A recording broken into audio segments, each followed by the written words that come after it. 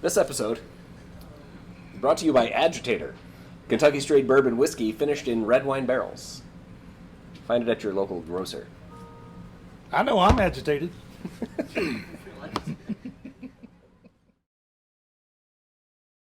We were just talking about stuff, and the subject of agile transformation came up, as it has this habit of doing.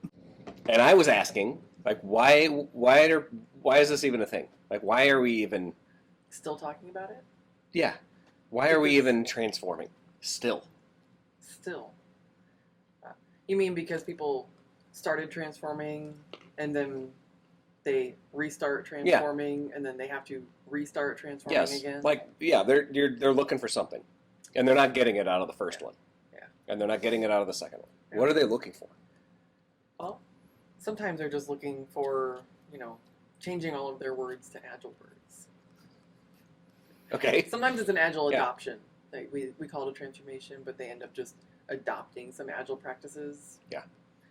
But then they wonder why they're not getting those outcomes that we usually come in to help them look for, right?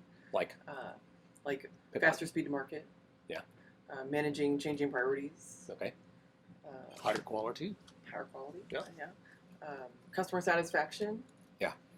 And better predictability. Adaptability. Greater adaptability. Yeah. That's one of them. So that's like a thing. Yeah. Yeah. So a lot of times we're trying to get them to transform from output to outcome, right? A lot of times that first transformation is a lot of output. But things don't really stick. Like nothing really changes, right?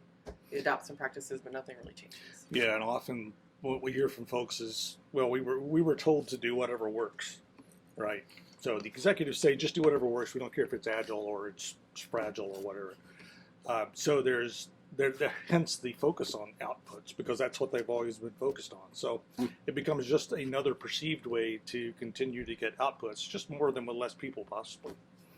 Yep. All right. Or with more people. I can say it both ways. Sure. You just keep adding people to increase velocity. Yeah. That don't work. There's even a book out by an agilist says how to get more agile is a way to get twice as much done and twice as much work in half the time or something like that. Yeah. Well, who cares about getting more work done? It's how much more stuff are you getting out of your pipeline, right? Yeah. I think it was, who was it that said there was an opportunity missed with the naming of that book? Yes. That it shouldn't have been how to get twice the work done in half the time. It should be how to get half the work done in a quarter of the time. Isn't that right? Is that the way it works? Or get the right work done in the same amount of time, right? I mean, if Agile is about maximizing the amount of work not done, how about That's cutting my favorite one. So what's in the way? Like, why? What happens that we do this transformation and then something happens and then the organizational energy comes back around and says we're going to give this another shot. What didn't they get out of the first one? Well, I think it begins with a mismatch of expectations, right? So, again, if you have the executive echelon saying, we don't really care what you do as long as things look better, and then you could have maybe the business part of the organization, the product owners or the business managers, product managers, thinking that it's an IT thing, then that's where the focus goes. Because traditionally that's how it's been, is that IT is a cost center that serves the business. So the agile transformation efforts are focused there. And so you can see improvements there, but you don't get to enjoy the real benefits from an agile transformation. Transformation means irreversible change, right? But you don't get irreversible change. You get a piece of the organization that is mutated somehow. Yeah. Right. And when they're focused on IT and they're just adopting agile practices, it's the agile adoption portion is happening in IT, but what's happening is it's also causing a lot of friction with other entities in the company that aren't part of that transformation. Mm-hmm. No one else is adopting agile practices with them, but they're interacting with IT differently and they don't know why, and it's not really giving them anything different. It's just a different meeting with a different name. Yeah. Right. It's not a transformation. Yeah. I mean, how many attempts at transformation are really just attempts at getting all these other departments to behave differently so that we can stop looking like we're the problem? Yeah, that's what. Yeah, I love change. She needs to change. You need to change. We're doing great. Yeah, You know? Yeah, exactly. Yeah.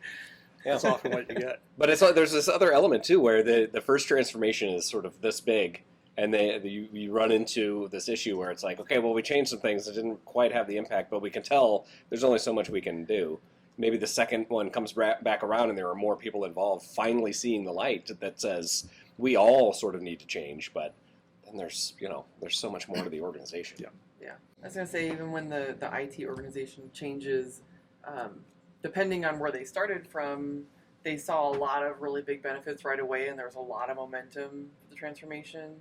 But then as they kind of hit that ceiling or the edges of their boundaries in the organization, you start to kind of see diminishing benefits, and then you lose the momentum in the transformation, right? They see all those benefits right away, and everybody's really excited. Mm-hmm. But as they hit the boundaries of IT to those other organizations within the org, kind of lose the momentum because the improvement has kind of gone stale. Yeah, and a real unfortunate thing that happens there is the folks that really have embraced Agile and see the possibilities often end up leaving the organization because they say it's hopeless here. This is never going to happen.